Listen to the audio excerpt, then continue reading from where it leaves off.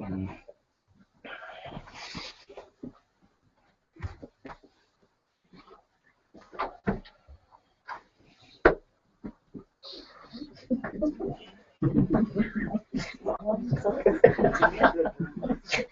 trip.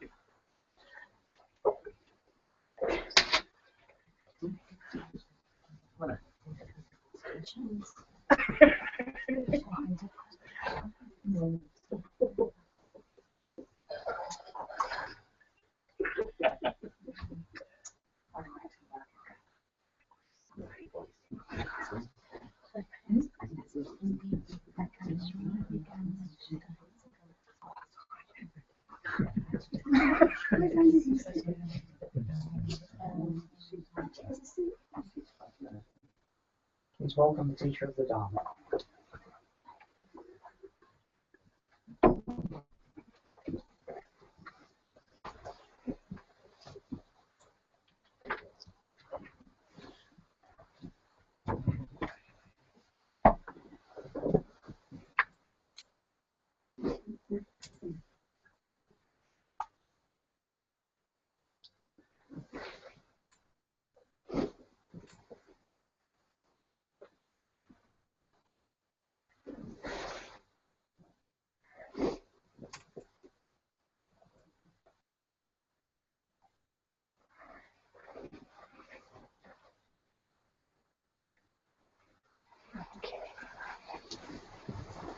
Just give me a couple of minutes to get set up now.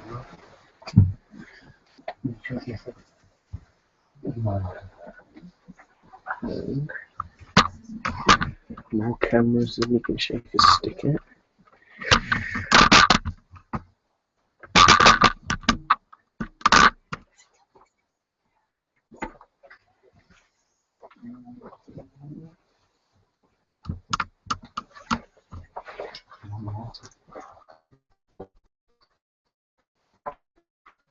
So let's do the Minarepa song. A21. A21.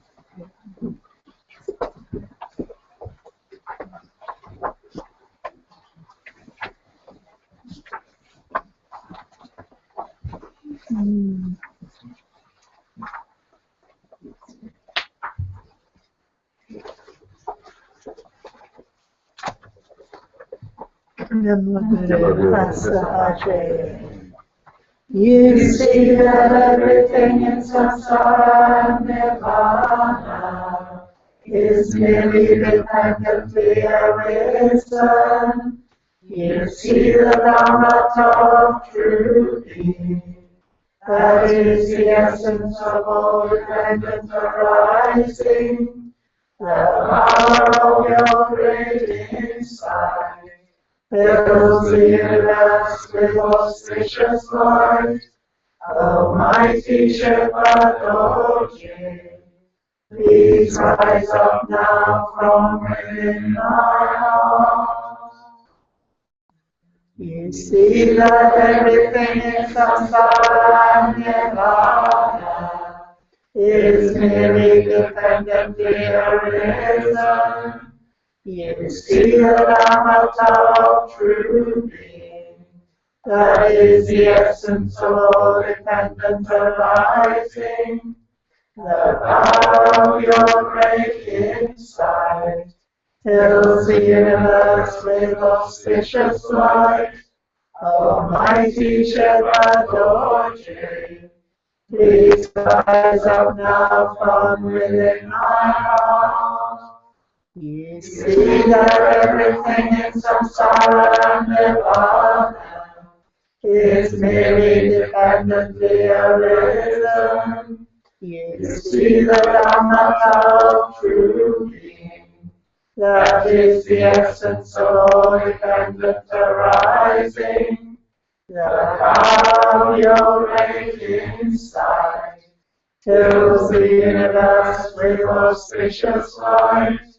Almighty Shepherd Dorje, please rise up now from within my heart. Jimera Shepherd Dorje, Soa Deso. Jimera Shepherd Dorje, Soa Deso. Jimera Shepherd Dorje, Soa Deso. Jimera Shepherd Dorje, Soa Deso. Jimera Shepherd Dorje, Soa Deso.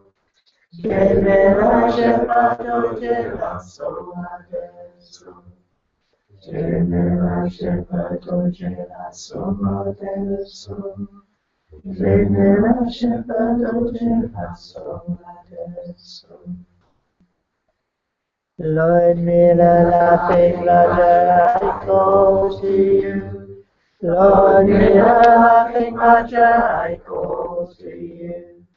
Lord Miller, laughing Roger, I call to you. Lord Miller, laughing Roger, I call to you. Lord Miller, laughing Roger, I call to you. Lord Miller, laughing Roger, I call to you.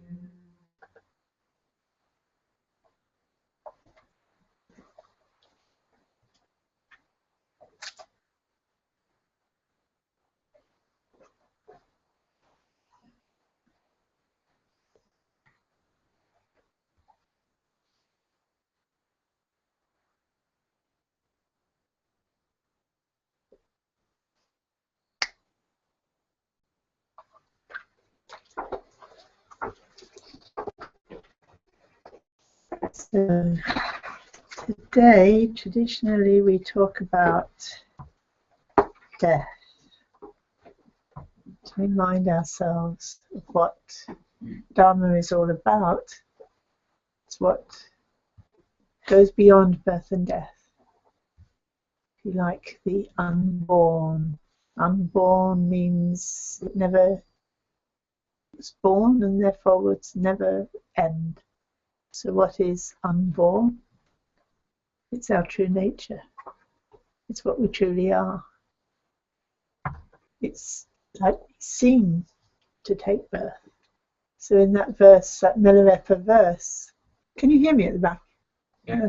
In that Milarepa verse, it's talking about dependent arising, and then the Dhammatta, that's the essence of the dependent arising. So the dependent arising is what manifests, and if you like, is less than the totality, but it's arising from the totality that is the Dhammatta, the Dhammadhatu, the Dhammakaya, whatever you want to call it, our true nature. So that's what we take refuge in. We take refuge in perhaps the fact, if you like, that what's dependently arising, conditioned, manifesting is in a limited way, is impermanent and unreliable. And it's no use trying to hold on to it. So what do we take refuge in? What is not born, not arising, not partial, not limited. Our ultimate true nature. Then when we pray to Milarepa, that's what we're praying to. We're praying to Milarepa because he's realized that. And what's interesting is that we do pray to Milarepa still. It's like you think, well, if he's one with totality, we could pray to totality. Why don't we do that? Well, we are. We are praying to totality. But we're praying from our own perspective. We are dependently arising in this world. This particular world is the world we're manifesting in. And from where we're looking, we can see our connection with Milarepa. We can see our connection with Khenpo Rinpoche. See a connection with his teachers, with his realization, all those who are similarly linked to Milarepa. And we have the inspiration of Milarepa arising from Milarepa's realization. So we know we have that connection already very strong. So that from where we're manifesting, it's like we can orientate ourselves by thinking of our lineage, our Milarepa, if you like, coming from our Shakyamuni, coming from our true nature, of course, ultimately. So it's a play between the manifest and the non-manifest, or the totality and the particular, that we're working with all the time. And so because we're working from those two perspectives all the time, sometimes it sounds as if teachings are contradictory. So for example, when you think of death, if you think of that's the cessation of something, then that has to be something that was anyway in the beginning illusory. So how can an illusion die? I mean, what is the nature of the cessation of an illusion?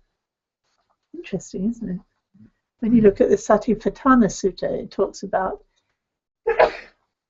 being mindful of the nature of arising and the nature of cessation. And I find that really interesting. It's almost like a joke. Because when you focus on the nature of arising, well, you try it. See what you find, or the nature of ceasing. What do you find? You take even a simple thought or a simple idea, which of course is all we know really. Our ideas and thoughts tell us what's around us. But when we look how they arise, how do they arise? How do they stay? Where do they go? Kind of. And yet, when you think about it, how does an illusion arise? How does it stay? How does it go? And if you could understand that, maybe you then would understand what doesn't arise. Okay, what is illusory doesn't arise.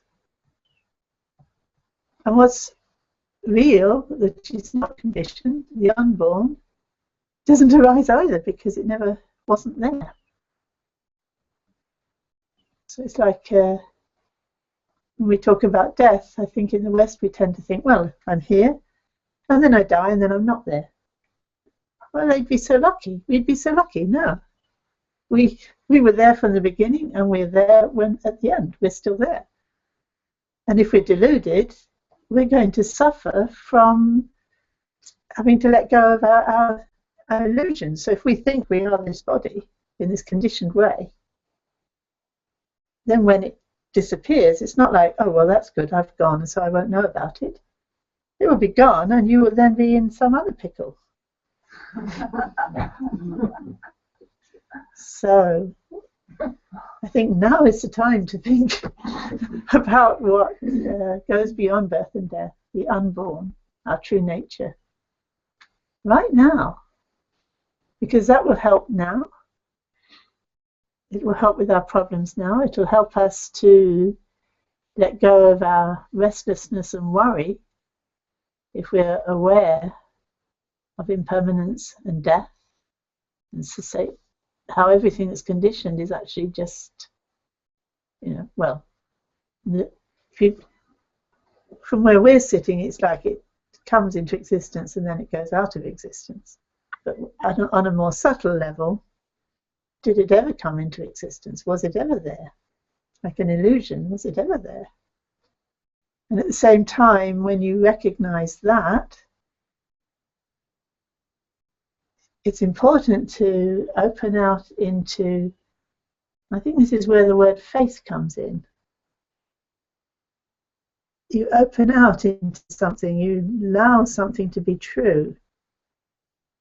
It's not that you're believing an idea, it's that it's something that you recognize as true, but you don't really give your allegiance to it. So you recognize impermanence, but you still don't give your allegiance to it. You give your allegiance to, but at least I'll try to hang on to this as long as I can, or I'll stop change as much as I can. But if you gave your allegiance to the truth of impermanence, then you could perhaps be more relaxed. And that's extremely relevant when it comes to dying. I think before I go on, I want to just make sure everybody got the message about putting names of people who've died on the shrine. So that each year we do this, and then when we come, I think it's a solstice, don't we? The next fire puja, we put the names on the fire puja, and we make prayers for everybody who's died. And that's relevant because, again, the assumption there is that they haven't disappeared.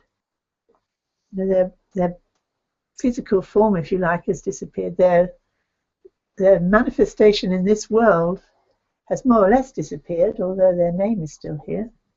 So all the connections with that name are still there. And those kind of connections are more real than we probably think. Oh, well, you know, when my body's gone, I've gone. But actually, your body, in a sense, is disappearing every moment. But there's something about you that is actually not disappearing every moment. It's not actually even arising. It's quite difficult for us to understand connections that are, in a sense, not changing.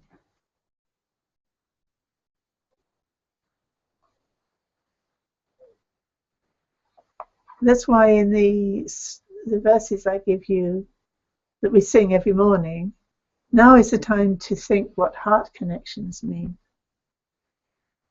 Whenever I have to draw my students' attention to this connectedness that isn't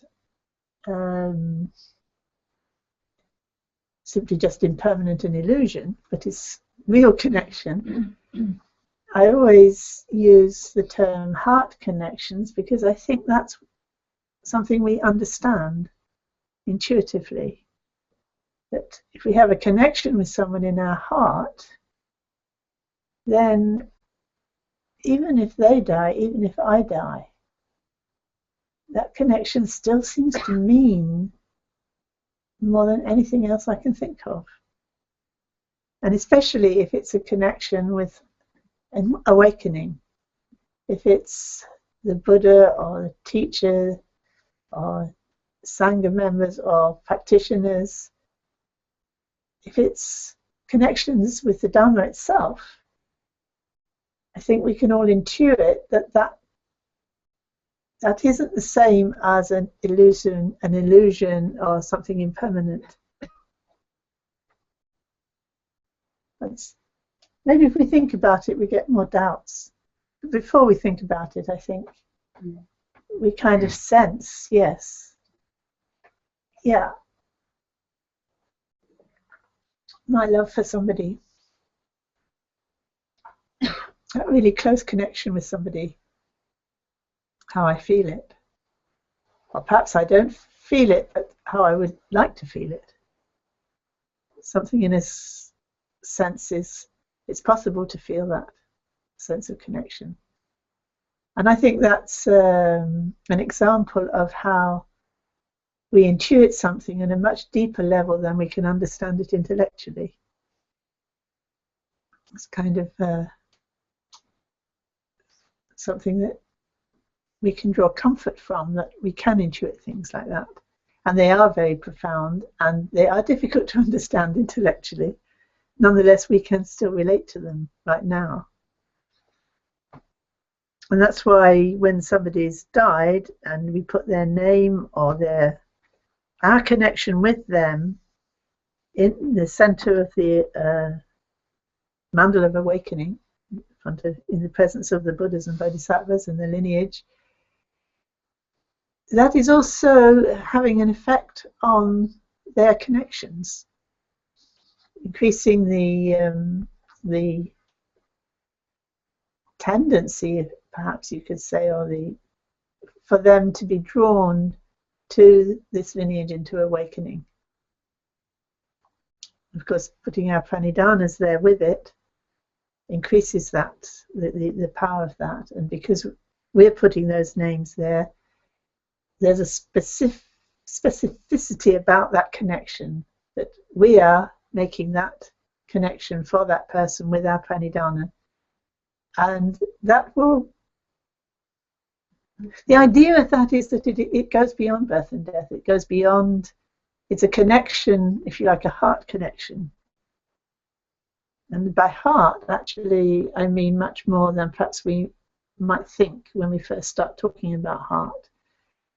In discovering the heart of Buddhism, we look at the heart and we notice things about the heart that we're noticing immediately.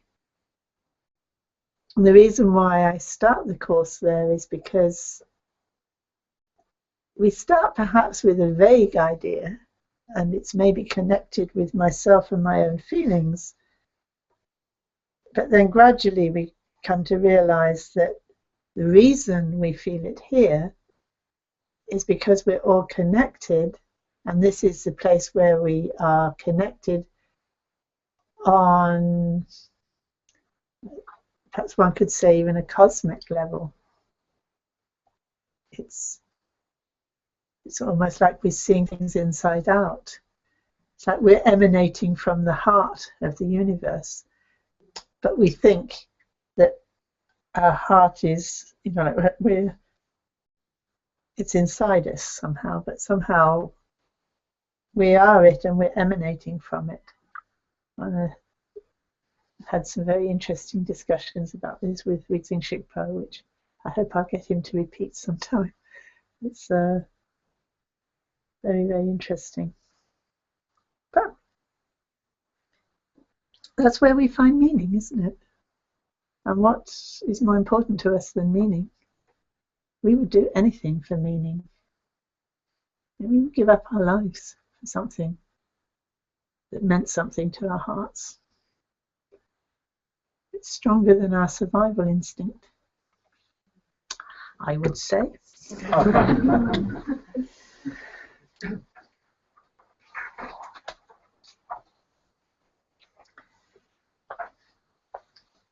So that was one thing I wanted to emphasize, the connections we have, these heart connections that go beyond birth and death. And this is what the Dharma is about. And that's why we enjoy thinking about death and impermanence, because it reminds us about how everything that is manifesting as our life now is impermanent and, if you like, unfixable.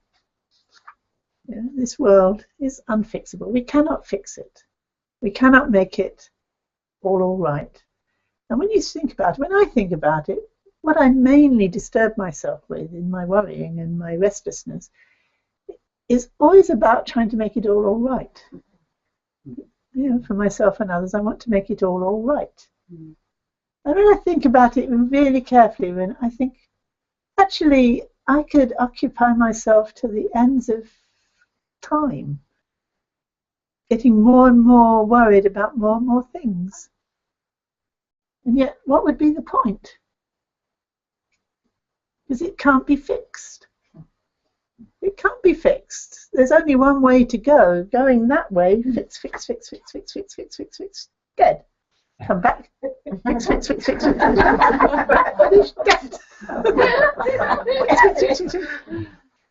Maybe we should go the other way. Maybe we need to come back to the essence. Come back to the essence of dependent arising, the Dhammatta. And then maybe from there, we could be active, and probably more, I believe, more actively working at sort of fixing, but this time it's simply responding wherever we can and however we can, but then not all this restlessness and worry. Simply resting back into our true nature and then letting those connections manifest for wherever they're manifesting in a way that's helpful for others. wow, you know, without any worry. Just in a very simple way. That's a tremendously vast vision. And you could think, well, that requires some sort of belief. It does require a leap of imagination, I think you'd have to say. You'd have to kind of really challenge your own small-minded view of things. Recognize, hang on, that's a belief. Why don't I change it for something that's kind of doesn't have any particular limits to it? Wow, where am I now? And why would I, what proof have I that that is not the case, actually? So if I'm going to choose a belief system, why not just open up as much as I can? Why don't I just go for the vastest vision possible? Why not? Why believe in something smaller? What's the point? So really challenge yourself, you know, go for a bigger vision. And I find that's one of the biggest difference between teaching Westerners and my friends and colleagues among, you know, Tibetans and you know, in Tibetan Buddhism, but in India in general, I think, is the narrowness of vision in the West, which actually intensifies worry and restlessness. Because, you know, like I'm trying to fix it all the time because I have this very narrow vision. Whereas when you have this vaster vision, you can be more relaxed. It seems strange to think that if you believe there are countless ways that you could be reborn, depending on what you do, your motivation, your state of mind, actions you've done in the past, your faith in terms of relying on the refuge, your connections with the refuge, your accumulation of good connections and aspirations and good deeds that have energized your whole mandala.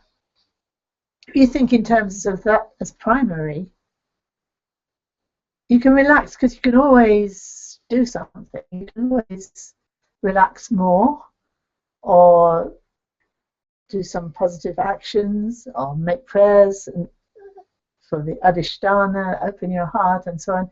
You're always empowered and you can always, there's no time ever where you can't be actively engaged in positive action, even if it's non-action in the sense that you're resting, relaxed, because you recognize relaxation is actually the supreme action, if you like. Relaxing, letting go of a delusion, letting go of worry and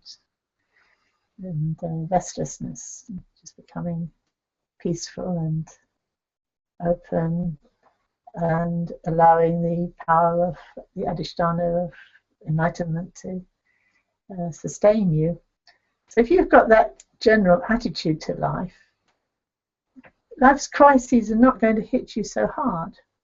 Whereas if you think your whole purpose in life is to fix everything, this life, it's very hard to relax, actually. And I think often people don't notice that their whole worldview is making it difficult for them to relax on quite a vast level. And I think this is what, you know, this is the message of the Lama Shenpen. Is this vaster vision. See it all in perspective, in a much vaster perspective. Even the idea of the 6 realms, you know, the idea that life, if you like, we tend to think, well, where did life come from? You know, there was that inanimate universe, and then life appeared by magic somehow because of certain things came together in a certain way, and then life appeared. But maybe it's not like that at all. Maybe life is manifesting in this world, you know, in this universe, as vast though it be. Maybe actually life is manifesting in countless worlds simultaneously. So that in our Western culture, for most people, we tend to think just in terms of beings that we can see now, like animals and humans, and that's about it, really. Maybe a few spirits here and there. Maybe some of us can see gnomes and fairies and various other creatures, but still, it's maybe the whole life is actually every point in space is teeming with life forms that we're not aware of. And the way it's described in the Buddhist scriptures is that some of those life forms are just terrible suffering. Terrible suffering, and in fact, far more than we would like to think. They draw our attention to the fact that in this world, if you look around, compared with those who are well off and are able to practice Dharma and live a good life, how many are actually not well off, or poor, suffering? Either sickness or poverty or even disasters, huge scale, lack of freedom, political oppression, you name it. There's far more suffering than those who are really having a good life. And if you look at life forms, the lower you go, the more primitive they are and the less freedom they have, the more of them there are. So you could just take that as an indication. Perhaps the whole thing is like that, and maybe the most suffering is, most beings. That there are more beings suffering far worse than you can imagine in this world than there are those suffering in this world. Well, that's not a very cheerful thought. But it maybe give us a sense of proportion and a sense of direction. That yes, when you look at the world and you look at all the disasters, it's unbearable. But then samsara is unbearable. This isn't a sign of, we need to fix it more. I mean, yes, it would be good. Any acts of generosity, any acts of kindness, any acts of compassion are always going to be positive, but they may not fix the problem. Yet if we go the opposite direction, we won't fix the problem forever, if you like, but we will be there forever fixing it. Perhaps fixing is not the right word to use there, but we are going to be, in a way, using the power we have within us to help endlessly until all beings are brought to awakening, whenever that might be. So we are contributing in a massive way, which is what we would like to do, isn't it? Certainly I would.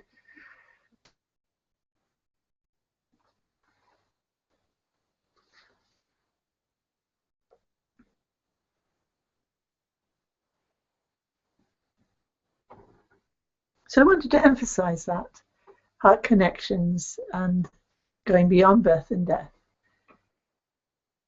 And then when you come back down to, okay, so if I were a real fantastic practitioner and I could really practice, like I'm reading in the Satipatthana Sutta, I could really be aware of arising as arising, the nature of arising, the nature of ceasing, just like in the Heart Sutra.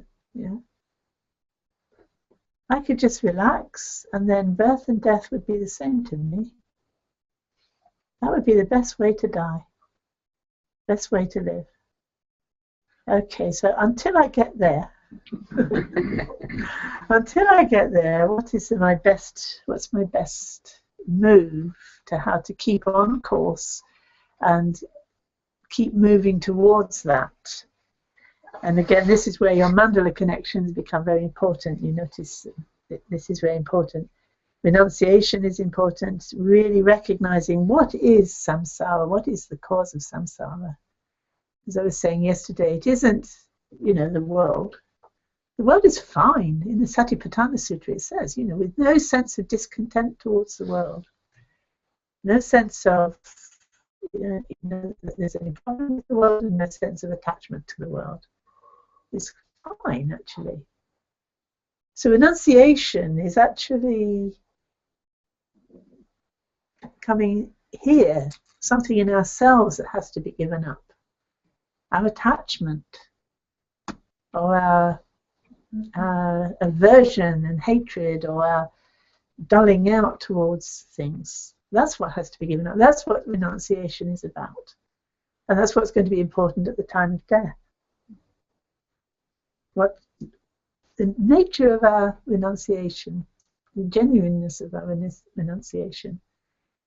And from that, sort of the other side of that is what's called faith, which is really that simplicity of being able to relax into your true nature and be able to recognize that exemplified to us. So when we think of the Buddha, we think of Guru Rinpoche, we think of Amitabha, or we think of Milarepa, or we think of our own Guru, it's reflecting back to ourselves something within ourselves.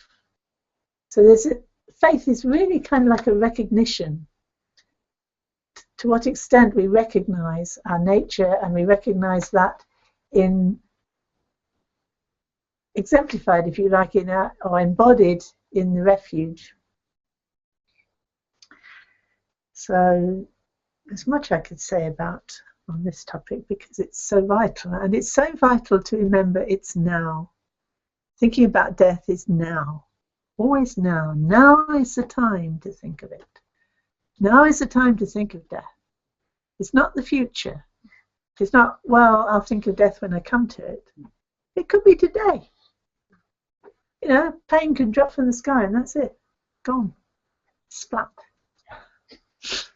Oh, we could have a heart attack. I mean, things happen very suddenly, don't they? Mm. And our life can change very suddenly as well. Into, like one day we're fine, the next day we're, invalids or in a coma, or terrible things can happen overnight.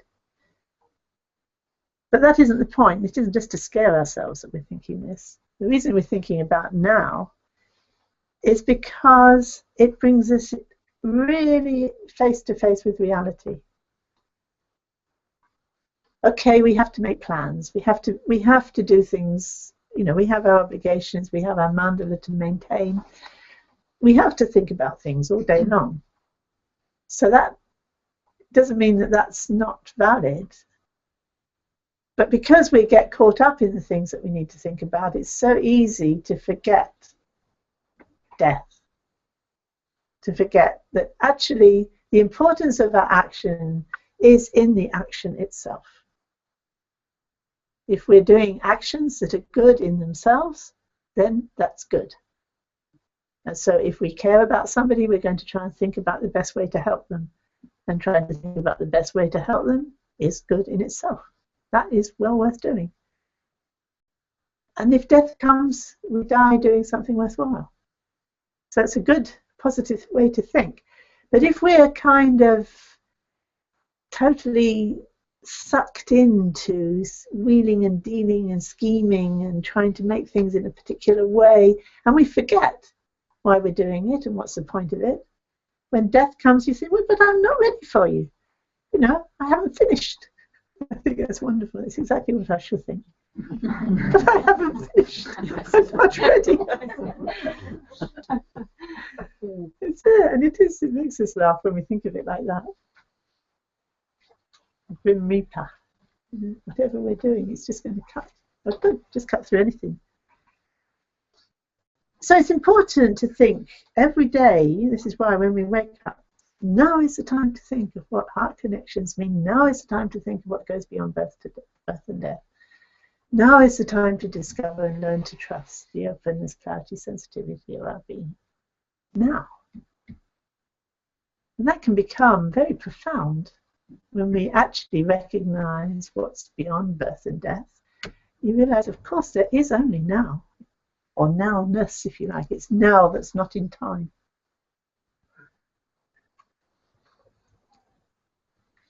And I just wanted to finish this part of the talk with a discussion we were having in Kathmandu this year with Kempa Namgyal and Sylvia, a French friend of mine, old friend of mine. We were talking about what we would do when we're faced with death suddenly. What would we think? What would we think of? And she described quite graphically how she experienced what she would think of, because she had been climbing and edging her way along this cliff and then found herself stuck without any handholds anywhere or footholds. And she just, oh dear, this is it. I'm going to die here. So she found herself doing confession. I thought it was really interesting. Very, very great presence of mind. She did a confession, and then she dedicated all her punya. I said, okay, so now that's ready to die. And then she said, I can't remember how exactly it went, but somehow she said, then I thought of doing the come up mantra. I did come up a chenna. And I found a little bit of a hold where I could put my buttock in. And she managed, and from that she could sort of find her way down. So she said, so I know what I would think of. That's what I did when I was faced with death. Well, it was very interesting, because when Tara and I were in the car, and the mat under the brake pedals kind of slipped, so that she was driving along 60 miles an hour. No pedals worked. And Dashu had mentioned that when there was a bit of a problem with the pedals, that it was probably the mat. So I remembered that, and so I thought, oh, I better pull the mat out. And I couldn't get my fingers under it, and I was just going to say, oh, I can't do it. And I thought, I better be able to do it. and then I found myself doing Kamapachana, actually. And I immediately forgot I'd done Kamapachana, because my fingers went under the mat and I pulled it out, and I was congratulating myself for being so clever. It was quite a long time before I thought, hang on. Actually, when I said Kamapachana, that's when I got my fingers under the mat. So, it's a very useful mantra, and it's very quick. You can say it very quickly. It just says come up and no. Hey, hang on, watch, look, no. So anyway, that was interesting. And then we asked Kempa Namgyal, well, what would you do? What will you do when you die? When you're faced with that. I don't know. Well, I suppose I would just think it's all like a dream and an illusion. I thought, wow. Very good. Yeah, that's something to aspire to, isn't it? What's the difference? Yeah, I'm ready. So that was some thoughts for you. So that's that part of my talk. And I have some time left for my second part of my talk, which is about the lifetime of practice and about the Sangha. So you're all going to receive one of these splendid documents, booklets. Maybe we could say goodbye to the people online and all. Yes, if people want to leave, that's the end of that part of the talk. But this is also going to be interesting.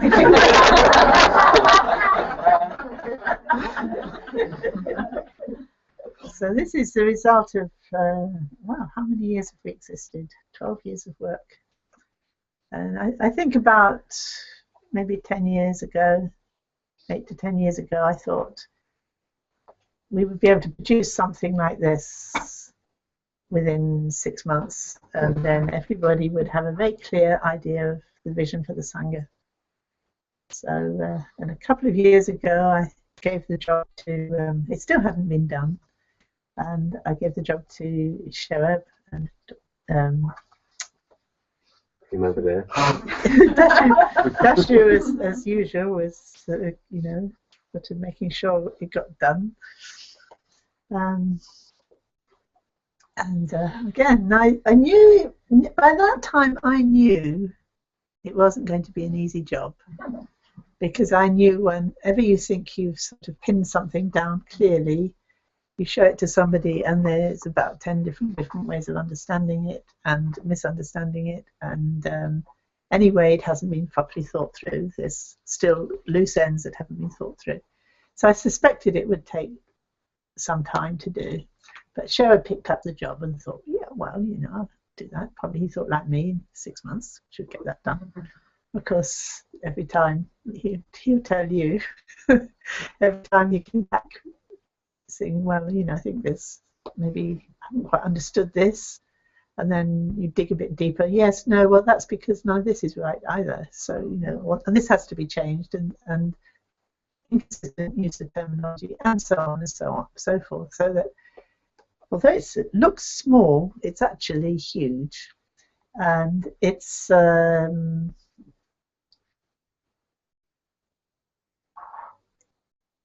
condensed. So perhaps it's not that easy to read. But it's like when you tease out the details, you will find there's a kind of a picture there for each of you to decide, okay, well, if I'm relating to the Awakened Heart Sangha, how do I do it? Where do I fit? How do I want to engage? What would it mean if I wanted to engage in this way, or if I wanted to engage in that way? You can find, hopefully you can find a way, this is what I should be asking, or this is what I should be doing. Or I think I probably need to talk to this person about that, or look at this booklet about something else, or hopefully it will give you a real sense of how to relate to the Sangha, and that new people coming in future will feel clearer, and not so many years will pass by with them saying, oh, I didn't know about that. Oh, I didn't know about that. Well, probably people won't read it properly, as we find, don't we, that even though we take a lot of care about what we write, we then find that people haven't read it.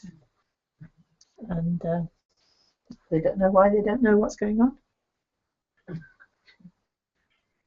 Since I'm a person who also doesn't read things properly, I understand the problem. But it would be good to read it carefully. Because even if I read things carefully, I don't remember them. I expect I'm not the only one. Nonetheless, what I'm hoping is that bit by bit, each part of the structure will be better documented in general, and we'll have more resources for getting the messages and the message across. There's many aspects to it. Some of you might have known that this morning we had a commitment ceremony for people who are stepping forward to join the Mahayana Gana for a year as a preliminary to joining it permanently. And we had the first person ever stepping forward, that was Sherab, stepping forward for 1 year membership of the Srimala Gana to test that out, to see how that felt and whether that's what he wanted to continue with. So next year we'll have hopefully some permanent people stepping forward and some more people stepping forward for their 1 year commitment. But we've really had a look at every level of the Awakened Heart Sangha and how it's developed over the years, and we've tightened up on everything. Because from one point of view, there's much more available now for people to pick up from the internet. There's you can find out about the Awakened Heart Sangha. You can listen to talks. You can read stuff. And in next year, you will actually even be able to download the books of the DHB. So there you are. That'll be very new. Very different. So hopefully that will have the effect of more people having access to it, which it's good stuff, so that would be good. And also then that might mean there's more, the people who decide they want to be mentored to go through it properly with a mentor and as part of the Sangha, they will already know it's what they want.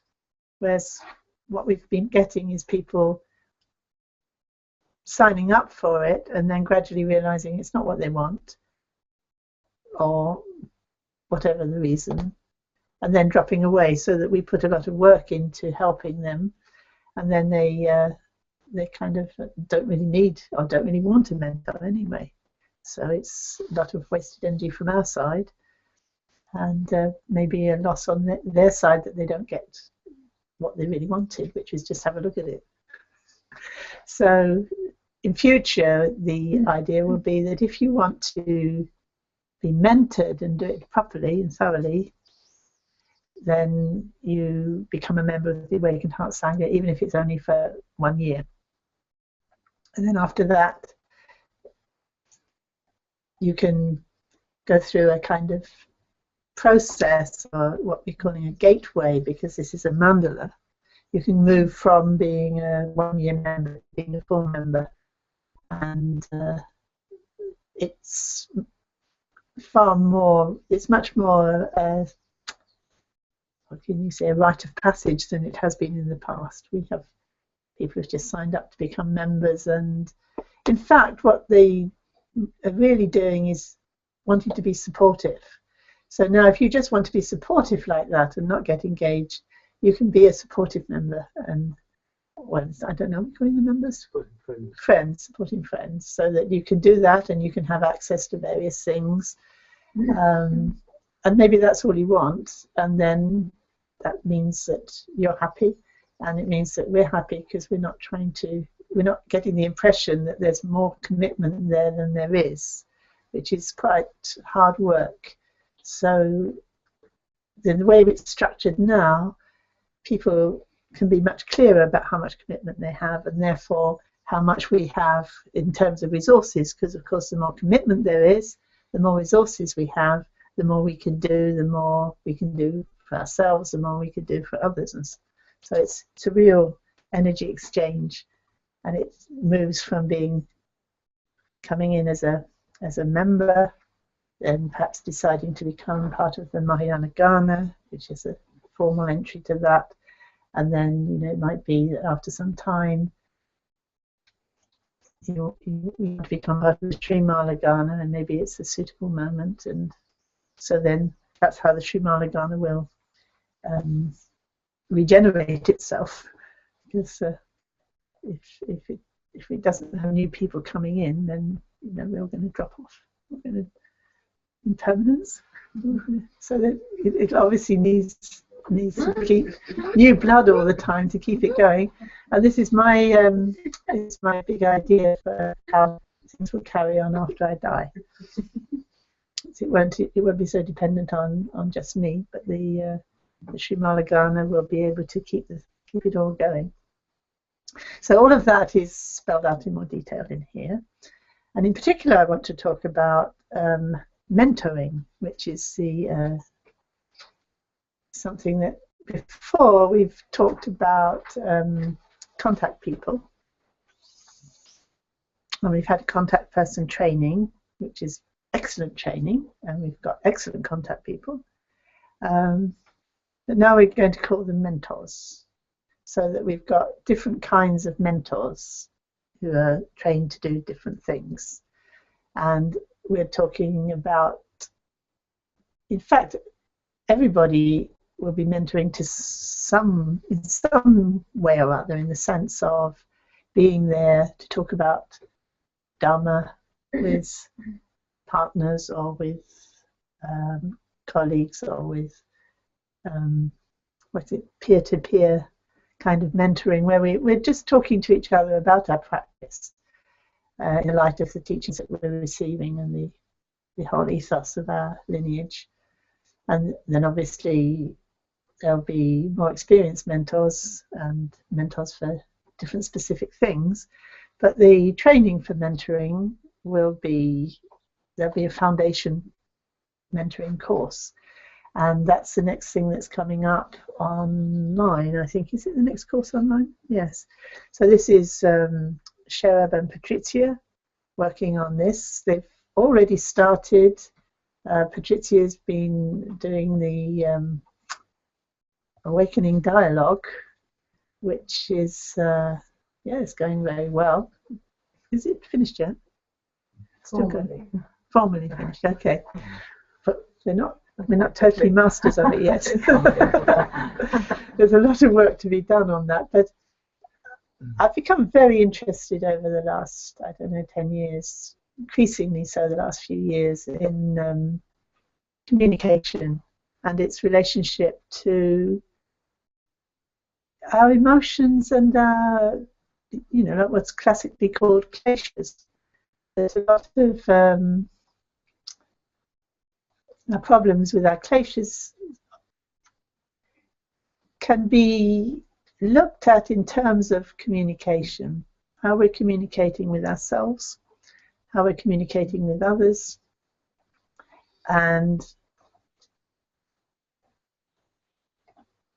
a lot of clarity you can arrive at a lot of clarity in that way, and that's why it's so useful to talk to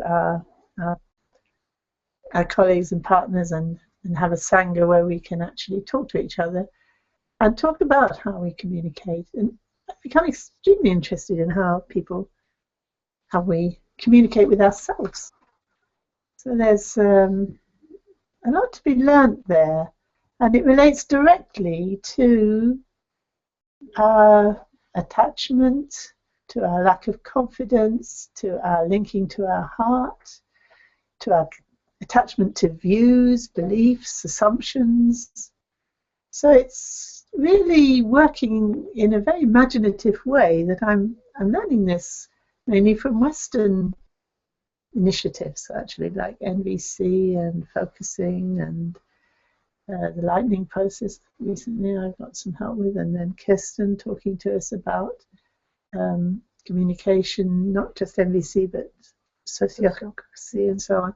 So there's a lot of really, I find quite touching, quite moving, the way we can work together as Westerners. I can't imagine. I mean, having these kind of conversations with Tibetans, I've never tried it, and it's not. They think in a different way. Maybe their language works in a different way. So it's very, very interesting, and I do find that people are communicating with themselves. I'm not saying everybody, but many of my students I find communicate with themselves in a very harsh way. Very harsh. And I think this is wonderful that we're now finding ways of softening up by connecting to ourselves and enabling ourselves to connect to each other. And this directly relates to the DHB, relating to the heart, relating to openness, clarity, sensitivity, relating to Mandala principle. It's all directly all of a piece.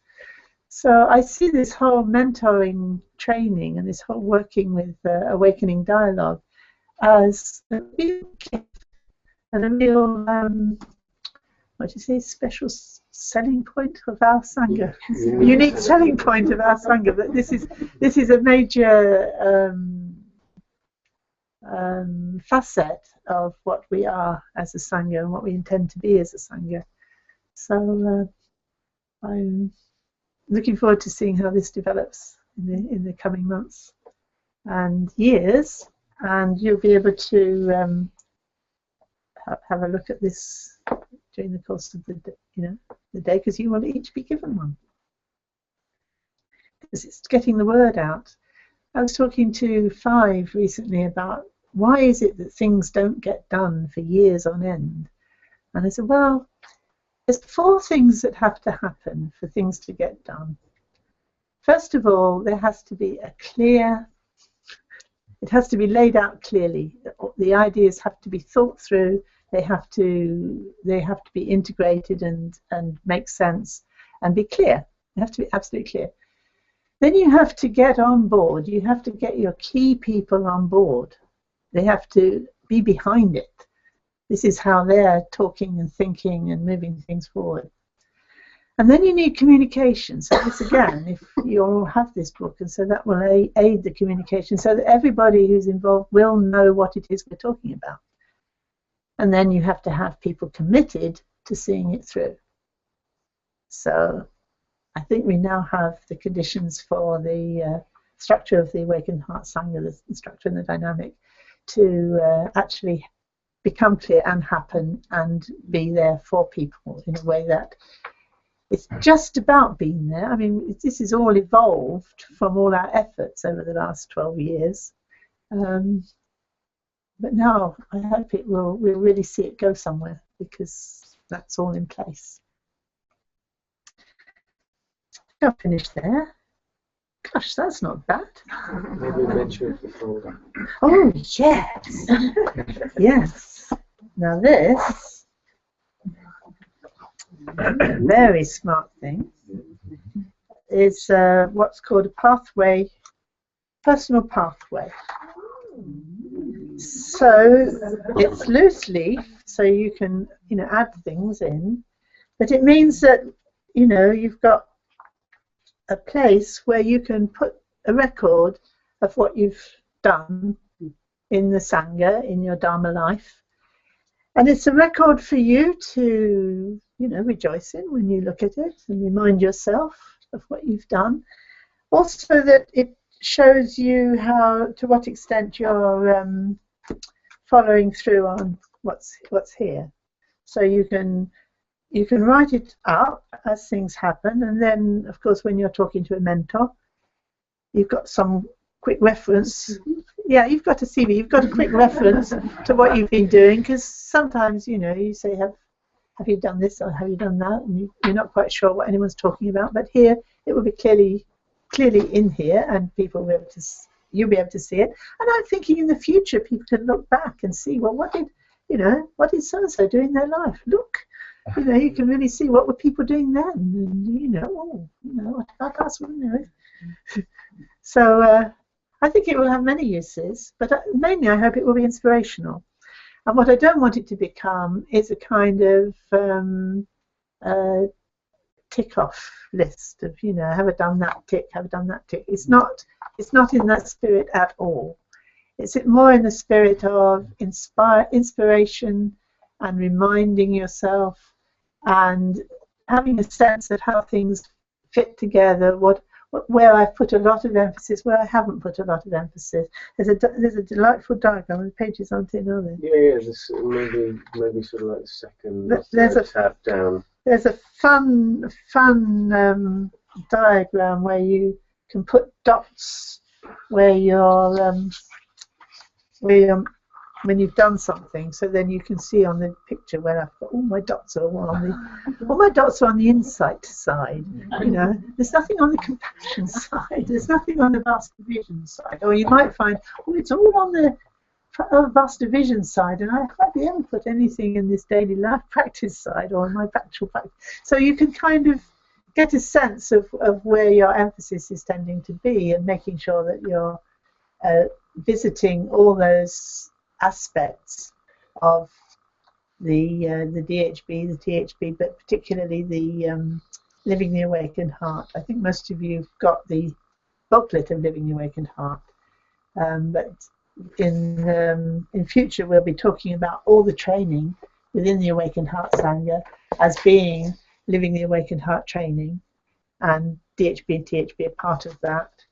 And then there's 6 areas, and the meditation and the dying as well. I make that a whole area in itself, because it relates to so many things, and you can be practicing without really having that sense of, death comes without warning. It's about what goes beyond birth and death, to just keep reminding you of that. I can't remind you of it enough. It's quite interesting when you go to, Five's just gone to this conference in America of Western Buddhist teachers. And when I was at a conference 4 years ago, we did one of the exercises we did was to step over the line if you, I think it's if you don't believe in past and future lives. And half the teachers stepped over, they didn't believe in them, and I thought that's very interesting. Very different kind of approach to Dharma than it's either very high, because you're just going for the highest view where you're completely relaxed and you recognize everything a dream and an illusion, so it doesn't really matter, or you've got some view that has to be deluded. Or, because, in some sense, at a very high level, you can say there's no birth and death, but as long as you've got some kind of belief, it's going to keep going on. You're going to keep, going into one delusion after another, and death isn't going to make any difference. It's interesting, isn't it? Okay, so I'll leave you there to receive your booklets. You could tell them that we're going to be back this afternoon We'll be back this afternoon at 2:30. Right. You're nearly knocking that picture over.